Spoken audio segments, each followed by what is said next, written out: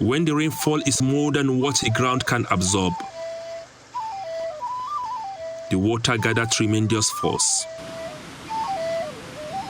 And the concern at that scenario is that 2 feet of water is enough to create havoc by washing away houses, farmlands, and even drown human beings and animals.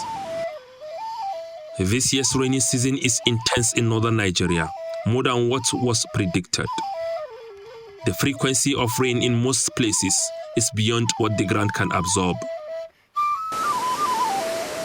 The water in the available dams continued to build up. Streams, rivers, and lakes are overflowing their banks. Custodians of these dams located in Goronyo, Sokoto State, and that of Bakalori in Zamfara State observed that the reservoir is under threat, so they are therefore gradually releasing the water to save the dam from collapse.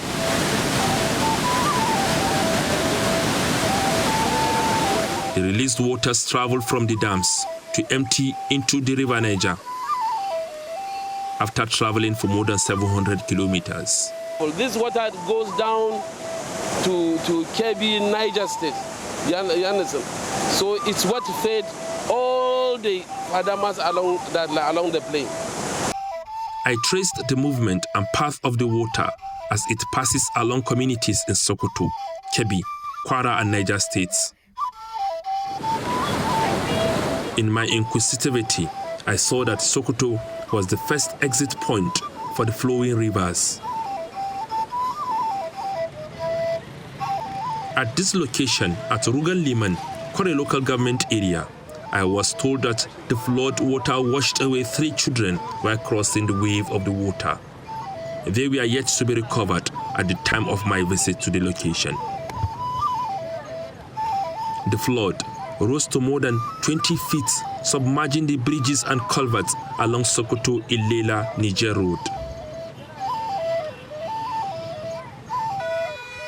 A vehicle with 8 passengers plunged into the river while trying to cross one of the bridges. 5 bodies were recovered after more than 24 hours of search. The remaining 3 passengers were said to be still missing. It's unfortunate, and the federal government is doing all it can, it's doing its best to make sure the dams are desilted and channels are being opened, and they are making efforts to also assist the flooded areas. As the flood water moves to neighboring Kebbi State, it gained more force from torrential rainfall. The flood water entered Argungu in Kebbi State at night, taking over houses along the riverbank, rendering the habitant homeless. Emir of Argungu, Samaila Muhammad Emira, narrated the experiences in his emirate. I first received the news, I think, on Wednesday, 2 weeks ago. Around 4:30, somebody called me from Kwaido, which is our first district from Sokoto, to say there's a huge body of water coming in from Silami into our local government. And 2 dead bodies have been deposited in their backyard. And there are animals in the water that we should be prepared. And I called my senior councillor and the councillor in charge of water resources and told them to alert the district heads in our local government and also in Argungu that there's a large volume of water approaching. At around 2:30, I went out to see for myself, and to my shock, it was worse than I expected, because I wasn't expecting to be in Argungu at the time. But by 2:30 that afternoon, that day, when I went to see my own farm, I could already see a few leaves above water. The entire rice field is covered already. And after that day, we had another 3 days constant downpour of water. And then things got worse. That led to the visit from the central bank and Ripan. By the time they came, virtually all the fields were underwater. This is Gandun Sarki rice plantation cluster located in Argungu. It covers more than 80,000 hectares, with more than 700,000 farmers cultivating the wetland. The entire crops that were almost ready for harvest were buried under the water. This Fadama land is 7 kilometers across, more than 80 kilometers both ways. Now what you can see flooded here is rice farms. Farmers have invested nearing harvest time. They have made all the necessary activities from land clearing, from other application, everything. Just close to that, to harvest time, we're experiencing this. So it's a big problem for farmers, especially those who took loans, expecting to pay when they sell their rice. And you think this will affect output of rice? Definitely, here is going to be zero harvest. Farmers here can harvest as much as 30 to 50,000 metric tons of rice within this area alone. We are going to experience zero harvest of this rice. Highways like this one in Argungu, which links Nigeria and Niger Republic, is partially closed, showing signs of collapse. Military, immigration and other security agencies were on ground to control vehicular movement at the time of this visit.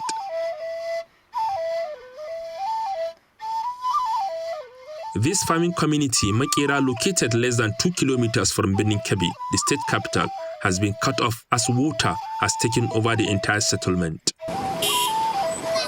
Residents have been evacuated from the area. Namongoma is another community which experienced flood for the first time. Houses, farmlands and food were either damaged or washed away by the ravaging flood. I was at the palace of the Emir of Gondo, Muhammad Ilyasu Bashar. He described the ravaging flood as the worst in recent times in his emirate. The water is there now, but when it withdraws, then we are faced with health, looking for drugs. Mosquito is there. Other diseases are there. So this, we should not forget. When the water draws, then that is what will happen. People will try to go and grow something. So whatever our government is going to have, they should also think about health. Our hospitals are flooded. The clinics, rural health centers, they are no more. So this is just the picture of what Kabi is going through. But we pray, and we are telling our people, we pray to God, and we pray to federal government. They should not be tired. They know that their hands are full, but Kabi, where we grow rice, we grow millet, they have gone. 11 local government mentioned by the name it. What is the local government? Located at the bank of the river. Augi local government, Argungu local government, Birnankabi local government, Dandi local government, Bunza local government, Baguda local government, Koko Besa local government. You see, Engaska local government, Yaur local government, and Shanga local government. What's local government as the bank of the river? This made them the worst hit by the flood. Most of the communities became difficult to access by road as the water has submerged the areas.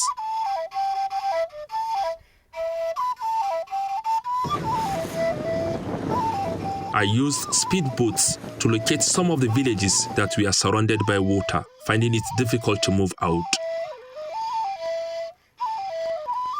I came across this 9-year-old Ruqayya Muhammadu with sickle cell anemia and in their need of urgent medical attention. Access to health facility was a problem as the available hospital had been closed due to flooding. There was a staff nurse there. I used a canoe to reach his house. Unfortunately, his house too was submerged. I don't know where he is now, he says. Because if you go to General Hospital, you cannot enter General Hospital without a canoe. General Hospital Bagudo now right away. In fact, not all the equipment, everything is back to district head of Bagudo. We are in one of the IDP camps. We have about 5 camps of this nature in this district. I'm only talking about this district alone. Bagudo local government is one of the largest local government in this country. And we are having our communities almost on the river bank because of the fishing and farming. And as a result, we are the most hit by this situation. We've been having sleepless nights. We've been going around to console them and do the little we can. We've been having some contributions from individuals, groups, and others, except for we are waiting for the government to do its own part to have a support and relief to the affected persons. This is the situation in Gandun Sarkachi community at the time of my visit.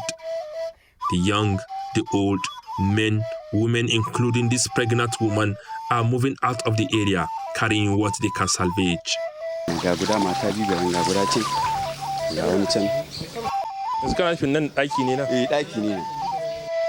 Malam Ilyasu took me round the community in a canoe, as most areas are no longer accessible by any other means of transportation. Babu shi sannan ga guda can ya rushe wannan ɗakin mahaifiyata ce mata biyu gare ni ga hice ne ya rushe wancan guda ɗaki na ne ruwa ya mamaye su gaba ɗaya muna ciki da ƙarfe 2 na dare ya kawo ko da muka tashi kingin tsiret ya taushe wani mun ka hita muna kuwa aka kawo mana ceto da ƙyar mun ka sha ran da nake ban taɓa ganin gwamnati sai ba irin ta yau ta sahiya ga ta yau ban taɓa gani ba. Emir of Yauri has been following this ugly development in his emirate, coordinating how his people are rescued from the ravaging flood. Though he says flood is not a new thing to the area, but was quick to add that this is the worst in decades. Unfortunately, the warnings given by the agencies are not taken seriously. Every year we have the same problem of flooding. A lot of lives, property lost. I hope and pray that the flood this year will be a wake-up call for the authorities to start doing something against next year. And also draining of waterways in the urban areas is very important. We have, even at local government level, sanitary inspectors that are supposed to make sure that the waterways in the towns are clear of debris. For example, the dredging of the River Niger has started up to Barrow in Niger State, but it stopped there. It's very important that this should proceed up to this area. By doing that, I believe the flooding, if not totally eradicated, will be minimized. In the neighboring Niger State, more than 17,000 communities in 22 local government areas were affected by the ravaging flood. The state is housing 3 major hydroelectric dams.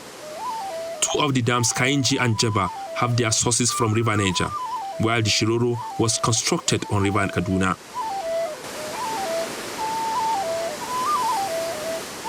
At Kainji, I was told that there have been significant and constant build-up of water at the hydroelectric dam. To save the dam, therefore, all the 4 spillways of the reservoir have been opened to save it from collapse. It does discharge more than 6,000 millimeters of water per second. Excess of waters from these dams travel across 22 local government areas and empty in Lokoja Kogi State.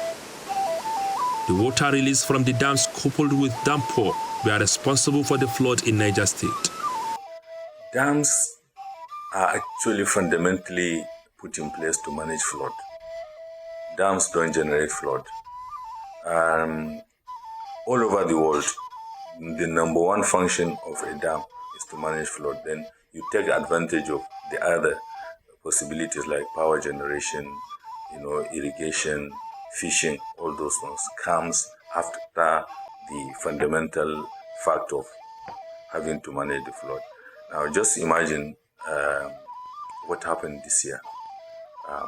We had the highest inflow of over 10,000 cubic meters per second of water into Kainji Reservoir. In fact, to be exact, it's 10,888 cubic meters per second came into the reservoir in September. Now, if not for the fact that the dam is in place, just imagine what could have happened to the downstream communities, and in fact, even upstream.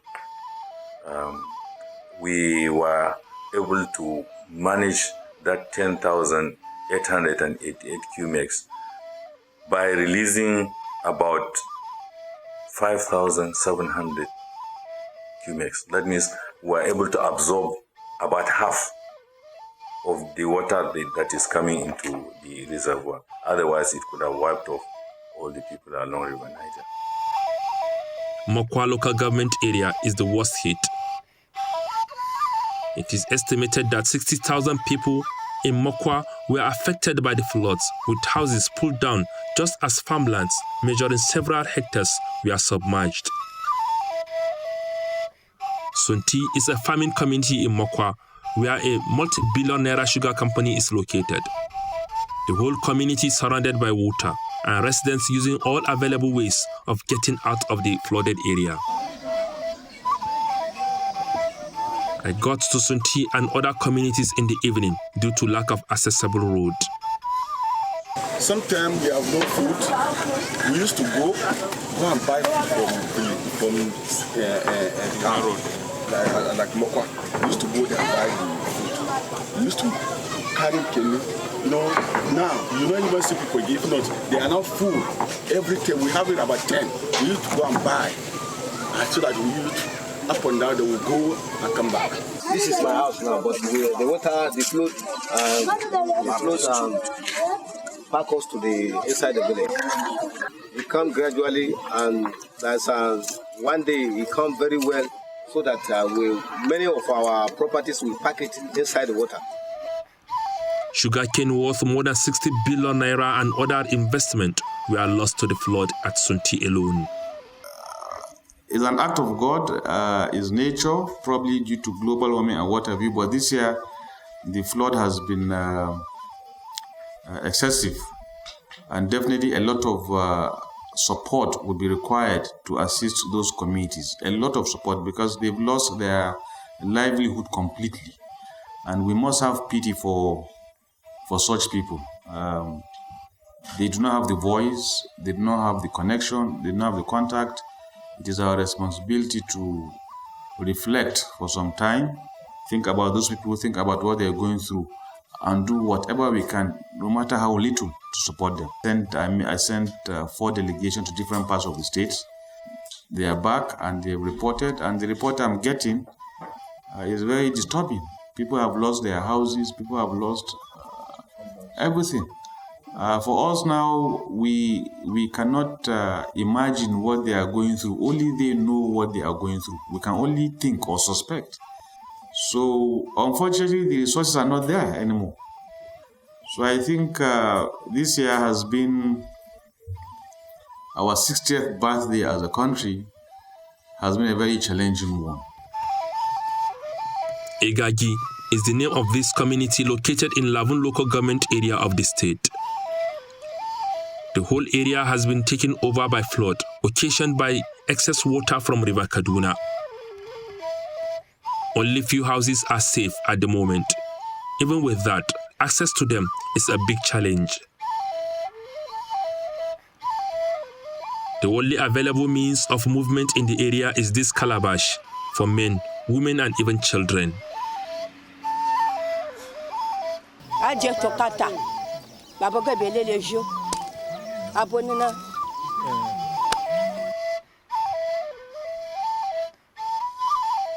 All social and economic activities are now on the major road that passes the area. Ba abinci, ba kaya. Ba ewo kwa sisi. We have 3 quarters inside waters, this side. And then we have 5 that side, this side. And then we are now, our foods inside water, everything don't scarce, don't scarce. Don't spoil. So we don't have anything we eat now, and we don't have anything to wearing our children. Some, 1 person, 10 persons live inside 1 room, inside the town. And we have disease now inside our village now. There was even a plan, like in the area of Moregi, and the other areas that are going to flood. There was a plan to re-establish the community, the Moregi community, to be another site away from the river bank. People feel that, there's a new place for them. So the authority done anything, practical to see that if they move their place, they'll have their water, they have their roads, they have their instructions. If those are well put in place, and then the accommodation, depending on the type of accommodation they are planning.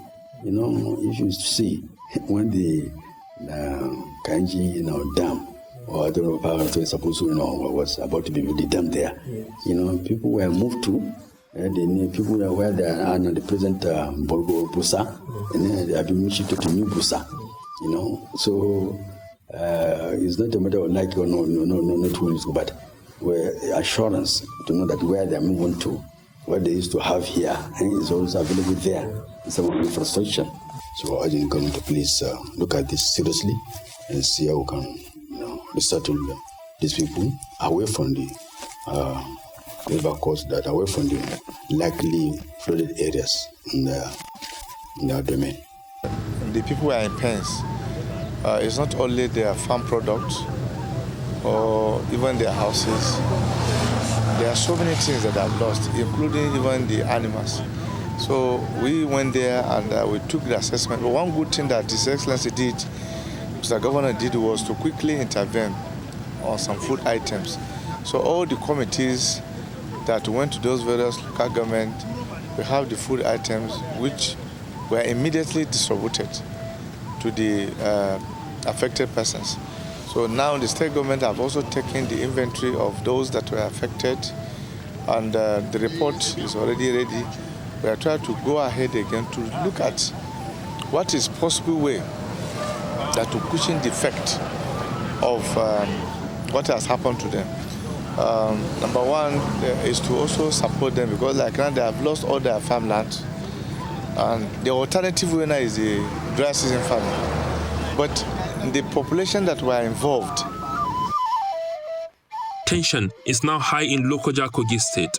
The water level of the river that links Benue and Niger calls for concerns.